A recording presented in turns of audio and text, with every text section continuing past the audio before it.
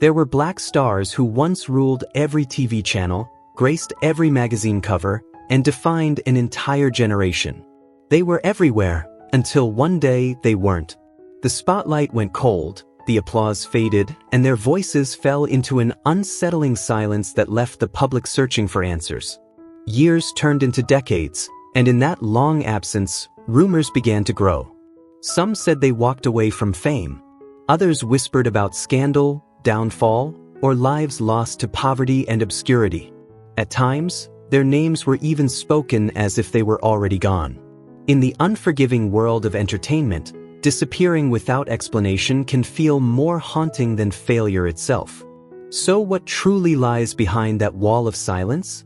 The stories ahead will uncover the truth behind the mysterious disappearances of 19 legendary figures who once shook stages, dominated screens, and helped shape the history of black culture. Thelonious Monk. Thelonious Monk, a jazz genius who vanished into a devastating silence. Monk was one of the most influential pianists in history, a singular mind who reshaped the language of modern jazz. His sound was daring, angular, and unmistakable, music forged from sharp rhythms and unexpected beauty. For more than 3 decades, he created relentlessly, securing his place among the immortal legends of world jazz. Then, in the mid-1970s, when many still expected his creativity to burn brighter than ever, Monk quietly withdrew. At just 59, he stepped away from the stage, vanished from the spotlight, and left behind the late-night performances that had defined his mystique. Behind that silence was a private war few understood. His mental health deteriorated rapidly. Bipolar disorder, compounded by earlier brain damage from aggressive treatments and years of uncontrolled medication, began to consume him. Monk slowly changed. Some days, he retreated completely, swallowed by isolation. Other times, he wandered the streets aimlessly, his distant gaze terrifying his family, who feared he might disappear forever. By 1976, he moved into the New Jersey home of his patron, Pannonica de Koenigswarter. Once a towering public figure, Monk's world shrank to a quiet room where time drifted by unnoticed. He would sit for hours in front of the television, or at his beloved piano, yet no music came. The instrument remained, but it was as if he no longer recognized it. The public wouldn't see him for nearly a decade. His absence fueled endless speculation. Some believed he was secluded, secretly preparing a final masterpiece. Others feared he had died long before anyone knew. Whispers spread that he had been locked away in an institution, erased from the world. The truth was different, but just as heartbreaking. Thelonious Monk was alive, yet living in near total silence, isolated for 10 long years, as though he had quietly removed himself from history. In 1982, Monk died from a stroke. When the news finally broke, the jazz world was stunned. The genius had not disappeared to create something new. He had been slowly consumed by illness.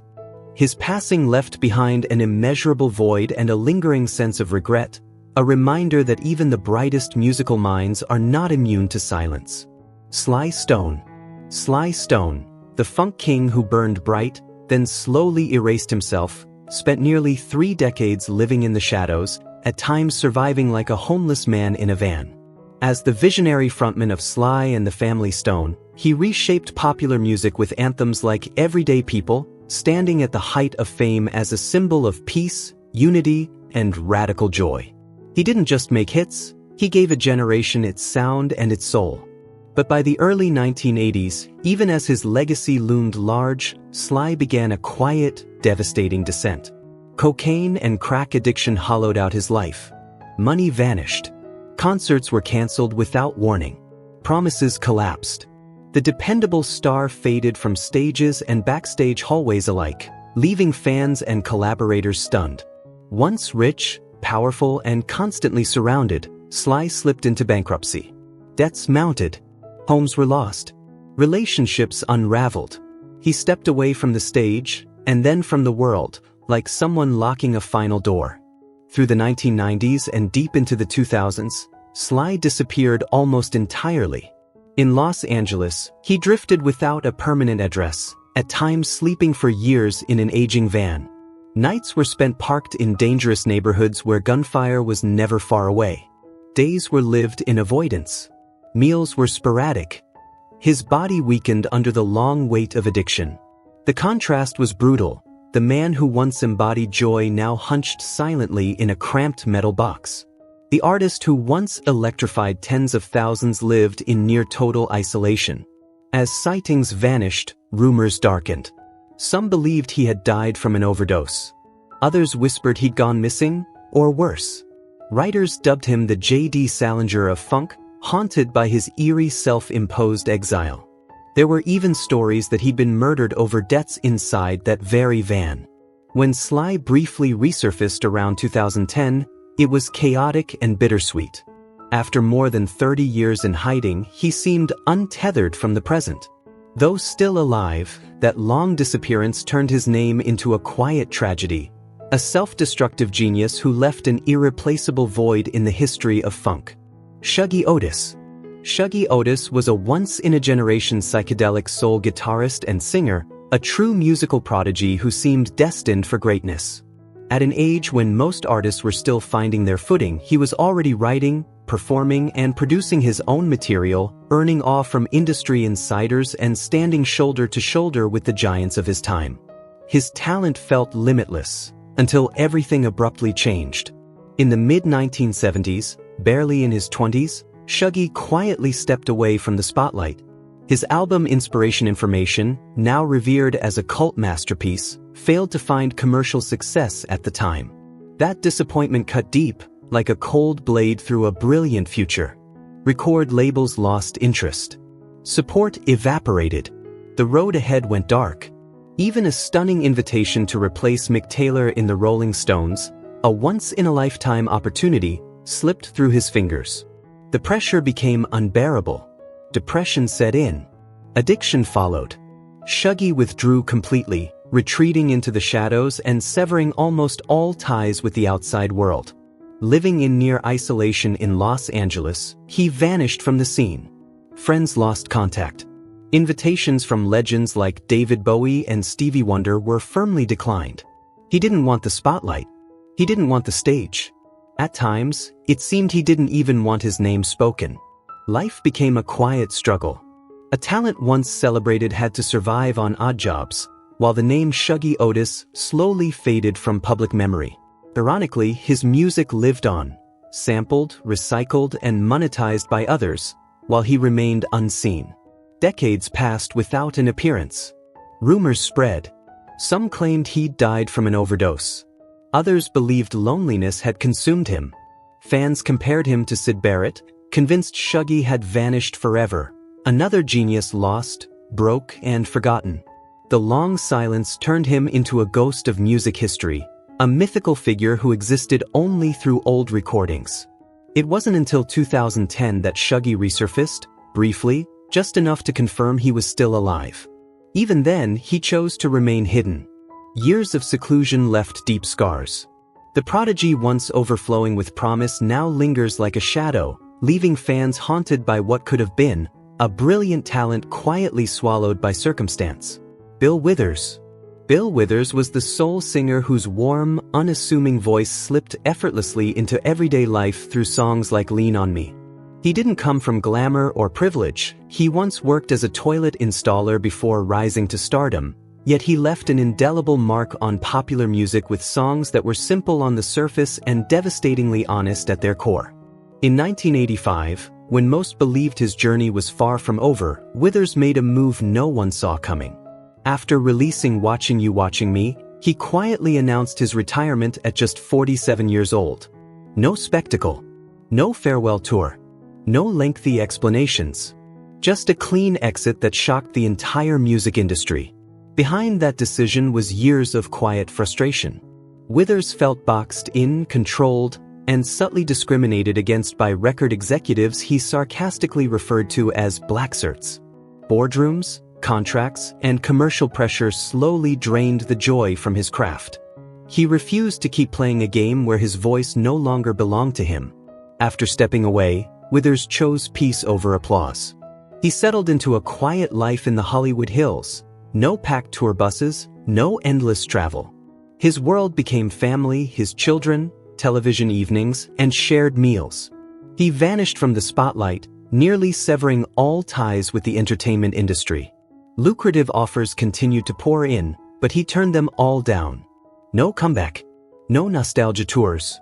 No attempts to reclaim fame. As the years passed, the silence grew louder. The public slowly forgot, and rumors filled the void. Some believed the industry had erased him. Others thought he had died long ago. Fake obituaries even circulated online. In many minds, Bill Withers had already passed away. In truth, he was very much alive, living quietly and contentedly until 2020. Yet more than 3 decades of seclusion made it feel as though he had left this world long before. A great soul voice chose freedom over fame. A legend who disappeared at his peak, leaving behind a lasting ache and a space in music history no one has ever been able to fill. Tracy Chapman.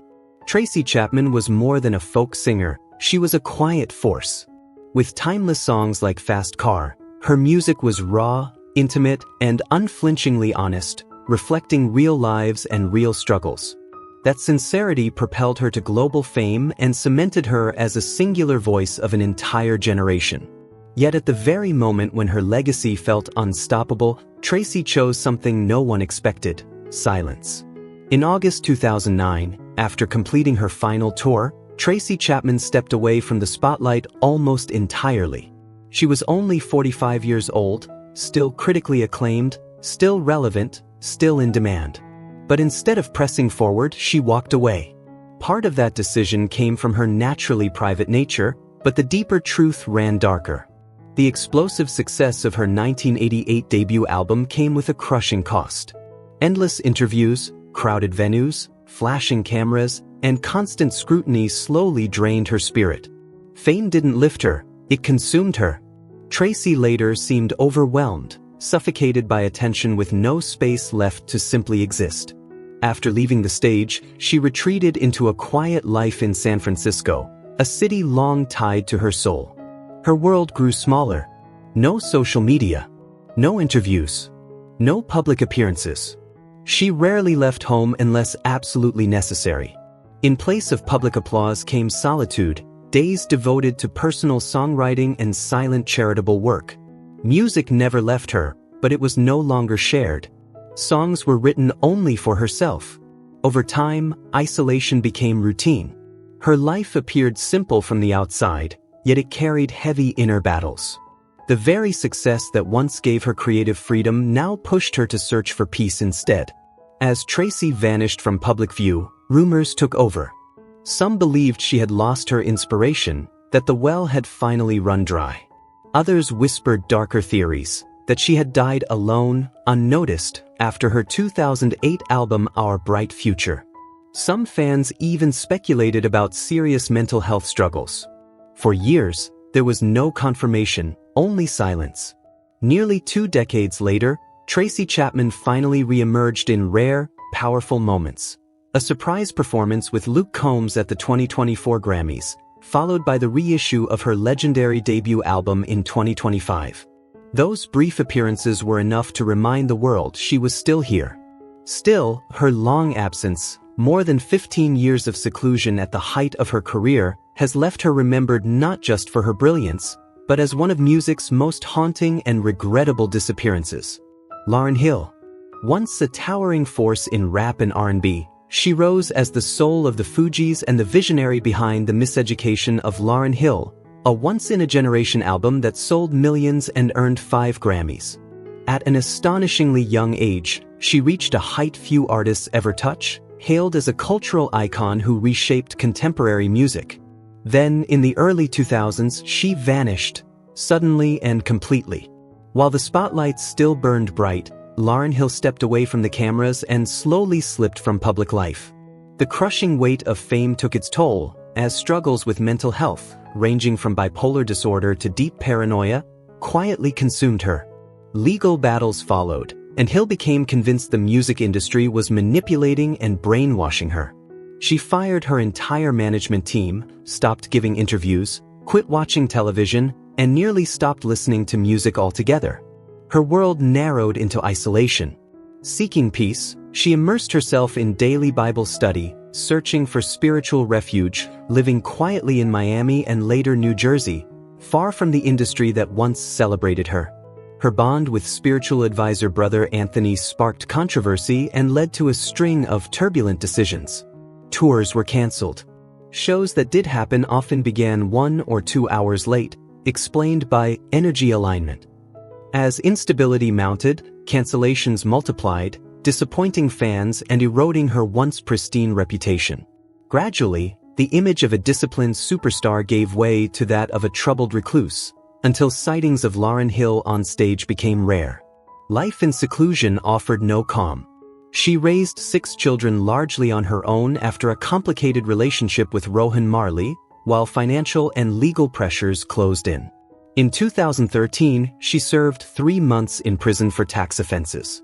Her long absence ignited relentless rumors. Some believed she had abandoned music for family, others whispered darker tales, that she'd lost her sanity, been institutionalized, or even died, with fake obituaries resurfacing as recently as early 2025. Though she still appears sporadically, more than 2 decades of retreat have transformed Lauryn Hill from reigning queen to a haunting symbol of fame's brutal cost, leaving fans with lingering pain and unanswered questions. Occasional returns have followed, but none without controversy. The 2002 MTV Unplugged widely viewed as a legend unraveling, the 2005 Fugees reunion collapsing under tension, and even Coachella 2024 briefly reviving hope before a tour unraveled amid low ticket sales and lawsuits. Dave Chappelle, one of the most influential stand-up comedians of his generation, the mastermind behind Chappelle's Show.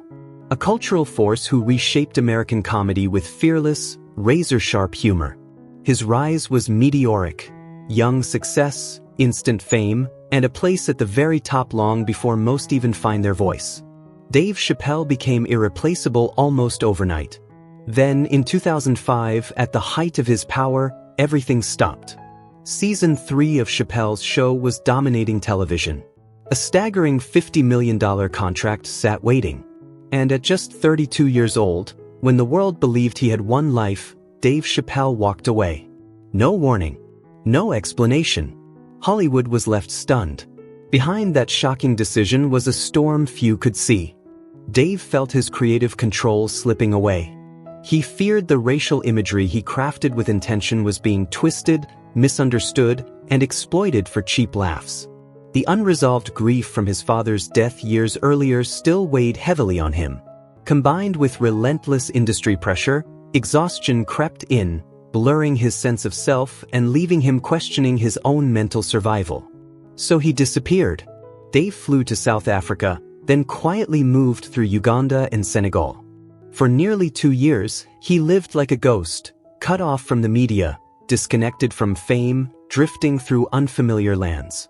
He stayed close to trusted friends, passed long days in solitude, and searched for peace far from the noise, trying not to lose himself entirely.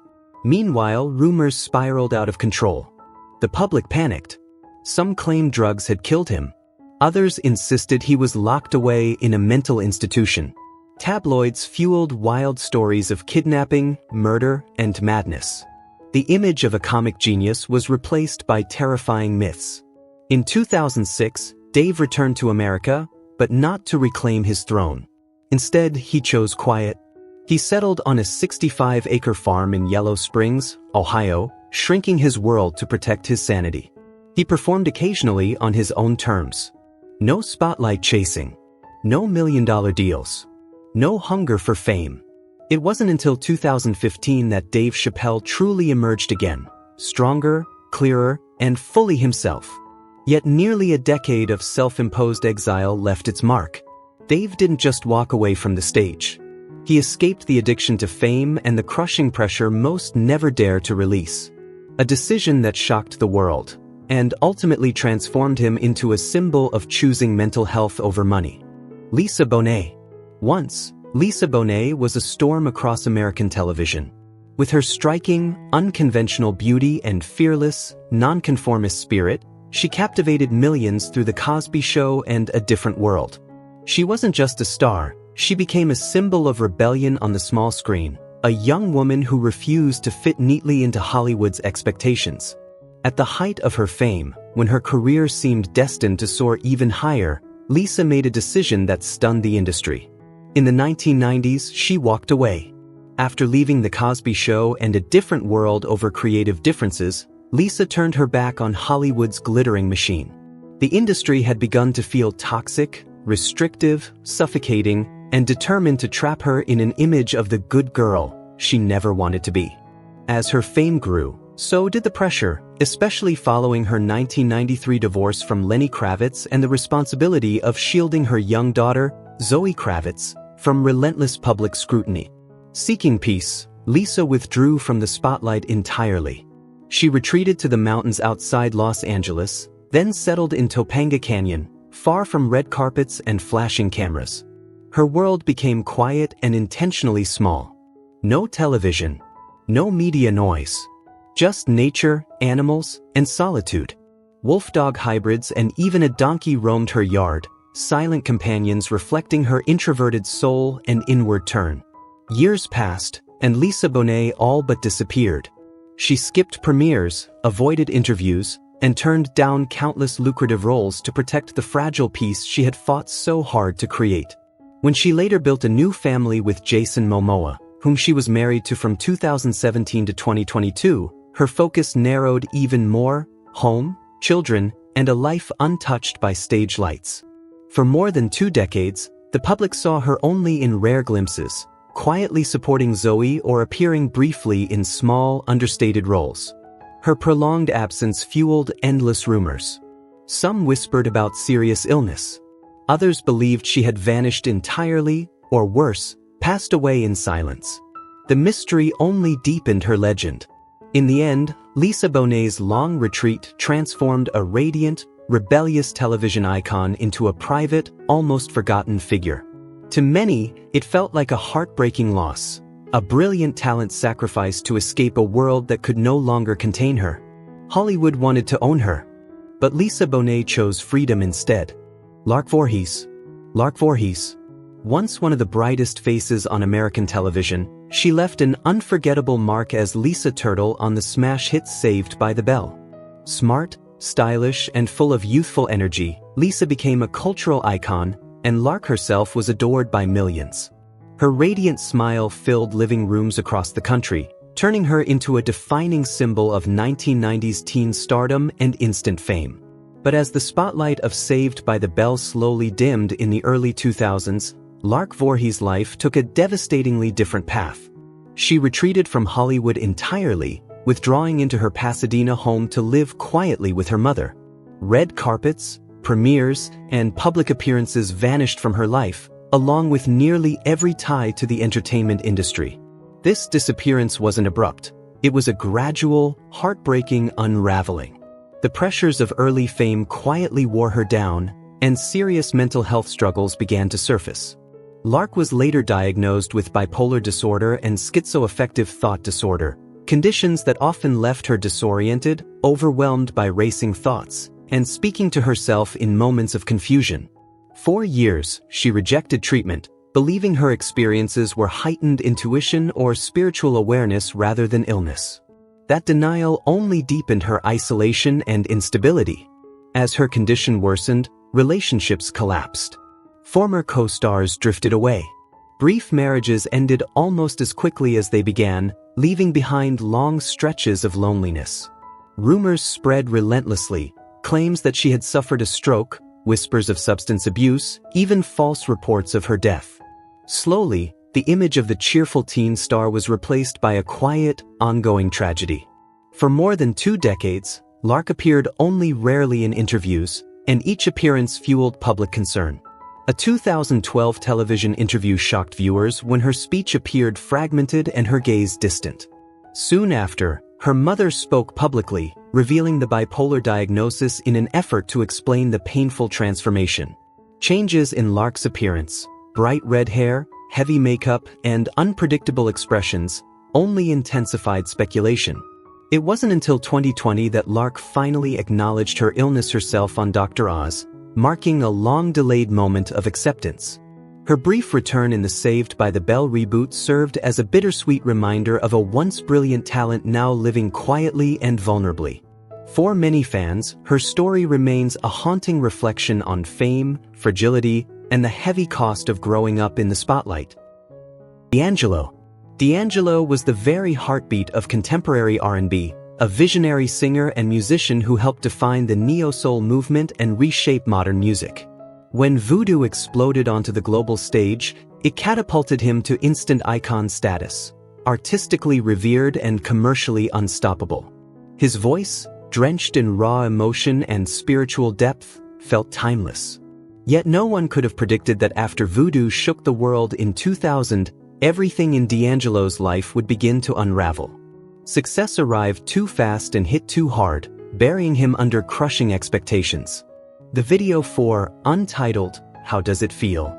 Turned him into an uncontrollable sex symbol, with his body eclipsing his brilliance. The music was no longer what people saw first.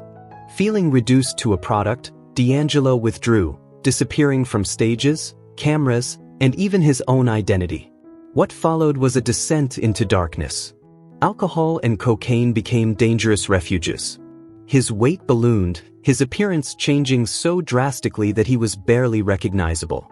In 2005, a violent car accident struck him like a final blow, shaking both his body and his already fragile mind. That same year, his arrest for cocaine possession sent his public image crashing. The mugshot went viral, a haunting symbol of a fallen neo-soul king. After that, D'Angelo virtually vanished. He retreated to Virginia, severing ties with fame, drifting in and out of rehab in a quiet fight for survival.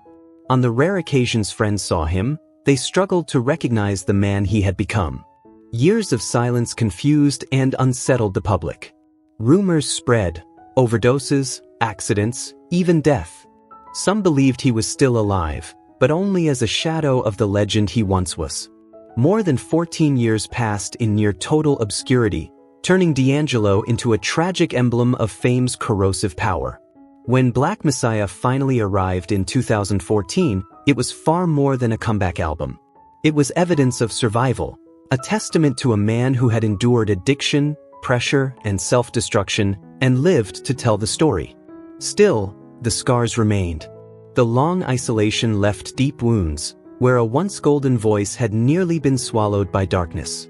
Ronald Isley. Ronald Isley was the unmistakable lead voice of the Isley Brothers, a living icon behind timeless classics like Shout and This Old Heart of Mine, songs that helped shape the sound of American music for generations. But beginning in the late 1990s, and more noticeably after 2000, his once commanding presence slowly faded from the spotlight. The name lived on. The lights still burned. Yet the frontman quietly stepped back into the shadows. His health began to falter. Heart issues surfaced, age crept in, and his body could no longer endure the relentless pace of touring. Then came the legal storm. In 2006, Ronald was convicted on tax evasion charges and sentenced to prison, serving time until 2008. Those years slammed the door on superstardom, transforming a stage legend into a man forced into privacy, far from the roar of the crowd. After his release, Ronald nearly vanished from public view. He chose a quiet life at home, appearing only rarely and redirecting his focus toward personal ventures, including his own liquor brand. Performances became scarce. One by one, the brothers who once stood shoulder to shoulder with him passed away, leaving behind silences that could never be filled. As time moved on, sightings grew rare and rumors spread fast. Whispers claimed he had died like his brothers, that age and illness had finally taken him too. But the truth is, Ronald Isley is still alive. Even after receiving a star on the Hollywood Walk of Fame in 2025, he emerged as a different figure, a legendary voice living softly, carrying golden memories, facing his twilight years in quiet resilience, enduring, dignified, and profoundly alone. George Clinton. The legendary architect of funk, the mind behind Parliament Funkadelic, and the force that electrified American music with timeless anthems like Atomic Dog. But by the late 1980s, the glow surrounding Clinton began to dim. Even as funk's influence endured, he spiraled into heavy cocaine and heroin addiction, a descent that ravaged his health and stripped away control of his life. The 1990s unfolded in turmoil. Concerts were canceled without warning. Fortunes evaporated. Contracts were signed in drug-induced haze, costing him ownership of the very legacy he built. By the early 2000s, Clinton had nearly vanished from the stage altogether, living quietly in Florida and later New Jersey, surfacing only briefly when his body allowed. His absence fueled dark rumors, cancer, organ failure, even death. To the public, the father of funk became a ghost, a name surviving only on worn vinyl sleeves. His world narrowed to court battles with record labels, cycles of rehab, and the constant fear of bankruptcy, an unthinkable fate for someone who once stood at the pinnacle of wealth and influence. When Clinton re-emerged for occasional performances and creative work into 2025, it became clear he had never truly disappeared. Yet 2 decades spent fighting in the shadows left a lasting scar. A funk genius who reshaped music forever, paying a devastating price for his wild years, living on as a fragile echo of the legend he once was. Pam Grier was once a blazing force in American cinema, a trailblazing icon who redefined the image of black women on screen. As the undisputed queen of blaxploitation, she electrified audiences in films like Coffee and Foxy Brown, commanding every frame with a presence that was bold, fearless, and unapologetically powerful. She wasn't just a star, she was a symbol of strength at a time when Hollywood rarely allowed black women to own their power. Then, at the height of her fame in the 1980s, Pam Grier quietly stepped away. A devastating battle with breast cancer forced her into a long, grueling, and deeply private fight for survival. While she focused on healing, Hollywood moved on. Roles for black women became fewer and flatter. Opportunities dried up. Discrimination, once subtle, became undeniable. Rather than compromise herself, Pam chose to walk away. She left the soundstages behind and retreated into a quieter life, first in rural Colorado, then California, placing her health, her peace, and her family above fame. For more than 2 decades, she largely vanished from major film roles and rarely appeared in the media. The image of the fierce, seductive warrior slowly faded, replaced by silence. Rumors spread. Some believed illness had taken her life. Others assumed Hollywood had erased her entirely. When she re-emerged in 1997 with Jackie Brown, it felt like a triumphant return, a reminder that Pam Grier still existed. And then, once again, she slipped from the spotlight. The truth is simpler and stronger. Pam Grier is still here, living quietly, resilient, and dignified. She appears occasionally at intimate film events, not chasing attention, but honoring a legacy she no longer needs to prove. Time has softened her fiery image, transforming it into something reflective, poignant, and touched with a quiet sense of loss. Danny Glover. Once a box office force who electrified audiences in Lethal Weapon, Danny Glover built a formidable career defined by iconic performances, lasting influence, and a powerful voice beyond the screen. For decades, he wasn't just an actor. He was a presence, both in Hollywood and in the fight for social justice. But beginning in the 2010s, Glover quietly stepped away from the industry's relentless spotlight. Red carpet premieres faded, leading roles disappeared, and the roar of fame slowly softened. Choosing peace over publicity, he settled into a low-key life in San Francisco, largely withdrawing from the stage and screen. As he approached 80 in 2025, age and health naturally slowed his pace, reshaping his priorities.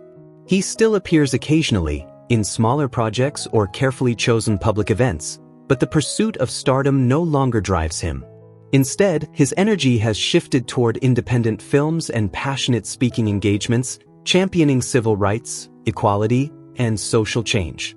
His long absence left many confused. Rumors spread, some even falsely claiming he had passed away.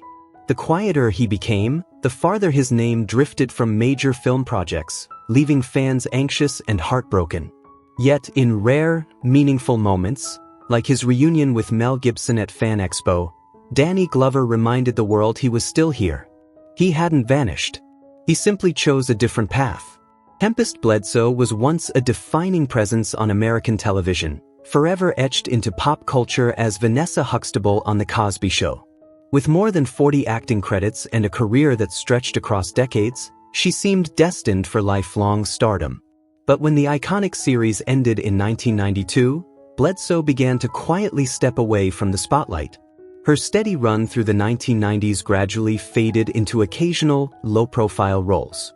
In 1996, she made a brief attempt to reinvent herself as a talk show host, yet the program disappeared almost as quickly as it arrived, without explanation. After that, Tempestt chose a different path, one defined by privacy rather than publicity. She shifted toward behind-the-scenes work, resurfacing only briefly in 2011 on Clean House in a relaxed, understated role. Away from the camera, she guarded her personal life closely, skipped red carpets, stayed largely offline, and lived a calm, grounded life in Los Angeles. She maintained a long-term relationship with actor Darryl Bell and embraced a vegan lifestyle, far removed from Hollywood's constant noise. Her long absence, stretching over 2 decades, left fans confused and concerned.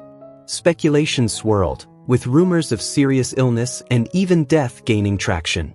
The rumors reached a disturbing peak in 2025 when false reports of her death spread widely, forcing her representatives to issue a public denial. Though she never truly left the industry, Tempestt Bledsoe's deliberate retreat from fame remains bittersweet, a quiet choice that leaves many mourning the loss of a star who once shone so brilliantly at the height of her power. Sherri Headley. Once a familiar and radiant face in American cinema, Sherri Headley burst into the spotlight as Lisa McDowell in Coming to America. Her journey began early as a child model before she transitioned seamlessly into film and television, leaving her mark across numerous projects. Yet after the massive success of 1988, Headley didn't chase fame the way many expected. As the 1990s unfolded, she deliberately stepped back, appearing less frequently while still choosing selective roles in films like The Preacher's Wife and Johnson Family Vacation. In later years, she embraced smaller television roles, most notably from 2014 to 2016 in The Haves and the Have-Nots, before quietly slipping away from the public eye. Her personal life grew just as private following the end of her marriage to Christopher Martin. Turning away from Hollywood's turbulence, Sherri devoted herself to volunteer work, discreetly supporting at-risk young women. Today, she lives a peaceful life between New York and Los Angeles, rarely attending industry events and remaining largely absent from media attention. Her 2-decade disappearance fueled endless speculation, from early retirement to personal struggle, until her unexpected return in 2021, reprising her iconic role in Coming to America. As of 2025, Sherri Headley continues to work quietly within the industry, leaving behind a lingering sense of nostalgia for a star who once shone brightly, yet chose serenity over spectacle. Emmanuel Lewis. Emmanuel Lewis was once one of America's most beloved child stars, forever etched into television history as Webster, the wide-eyed, quick-witted kid who seemed to be everywhere and meant everything to a generation. His face lit up living rooms across the nation, turning him into a childhood icon almost overnight. But when Webster ended in 1989 and the 1990s rolled in, the spotlight slowly dimmed. The boy who once dominated TV screens quietly stepped away, appearing only sporadically in small projects or at fan events, until he nearly vanished from public view. A close friendship with Michael Jackson briefly pulled his name back into headlines, yet even that glow faded quickly. Emmanuel chose a life of privacy, splitting his time between Los Angeles and Atlanta, focusing on personal business ventures, practicing kickboxing, and staying far from film sets and curious eyes. He never married, has no children, and has kept his personal world almost completely sealed off from fame. More than 3 decades of silence fueled endless speculation, rumors of decline, fabricated deaths, and imagined health crises. The truth, however, is far simpler. Emmanuel Lewis is alive, healthy, and occasionally surfaces on social media to prove it. Still, his long retreat leaves a bittersweet ache, a reminder of a brilliant childhood star whose light faded quietly into the past. Otis Williams. A veteran voice of soul and the co-founder of The Temptations, Otis Williams helped build one of Motown's greatest legacies, crafting timeless hits that defined generations and stretched across more than 6 decades of music history. But as the 1980s arrived and the spotlights still burned bright, Otis quietly stepped into a life of retreat. One by one, the original members were lost: Eddie Kendricks, Paul Williams, David Ruffin, then Melvin Franklin, until Otis stood alone, surrounded by memories and echoes of a golden era. With their passing, the weight of the Temptations' name fell squarely on his shoulders. He fought through bitter ownership lawsuits, cycled through more than 20 new members, and refused to let the group fade into history. However, was relentless. His health weakened, his body aged, yet the road demanded nearly 35 weeks of performances each year, a crushing grind that nearly swallowed him whole. Eventually, Otis seemed to vanish from the stage lights that once defined him. He shunned interviews, withdrew to Los Angeles or Detroit, and turned inward, spending time with family and putting his life into words through his memoir. His silence fueled rumors of death, convincing many that the last living pillar of the classic lineup had quietly slipped away. But Otis Williams never truly left. He remains present, standing just behind the scenes at the 60th anniversary album release, still guarding the soul of Motown. Years of seclusion have transformed him into the quiet keeper of the flame, resilient, enduring, yet undeniably lonely, leaving a bittersweet ache in the hearts of those who grew up with the Temptations. Maxwell. A neo-soul visionary whose voice shaped an entire generation, Maxwell carved his legacy with Urban Hang Suite, an album that turned intimacy into an art form and made him a symbol of quiet sophistication in an era dominated by noise. His sound was smooth, restrained, and deeply personal, and it set him apart in a crowded R&B landscape. Then, in 2002, after the release of Now, Maxwell did something almost unthinkable. He stepped away. While his peers raced to stay visible and productive, he chose silence. Years passed. No headlines. No tour announcements. No carefully crafted public image. For nearly 7 years, Maxwell vanished, reappearing only in 2009 with Black Summer's Night. The absence sparked confusion and speculation. Without explanations or appearances, rumors took over. Some believed he had walked away from music entirely. Others whispered about serious health issues.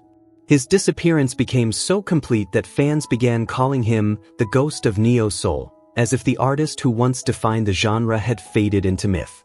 What few understood was the weight he carried. The massive success of Urban Hang Suite brought pressure that quietly consumed him through the late 1990s. Overwhelmed by expectations, Maxwell withdrew from performing, cut ties with the media, and retreated inward, choosing mental healing, privacy, and control over his own life. Add his relentless perfectionism, and every project became a years-long journey rather than a quick release. Even after his return, new albums, sold-out tours, and critical acclaim, his reclusive aura never fully lifted. Those years of silence transformed Maxwell into an enigma, a rare artist who chose restraint over overexposure, depth over demand. Fans were left with mixed emotions, regret for the years he was gone, but admiration for a talent strong enough to choose silence rather than be swallowed by fame. There was no scandal, no dramatic farewell, just unanswered questions that lingered for years. If you know other famous names who also disappeared from the spotlight, like the 19 I've shared today, drop them in the comments below. Your suggestions may inspire the next story. And don't forget to subscribe and turn on notifications, so you won't miss the next journey into the hidden truths behind celebrity glitz and glamour.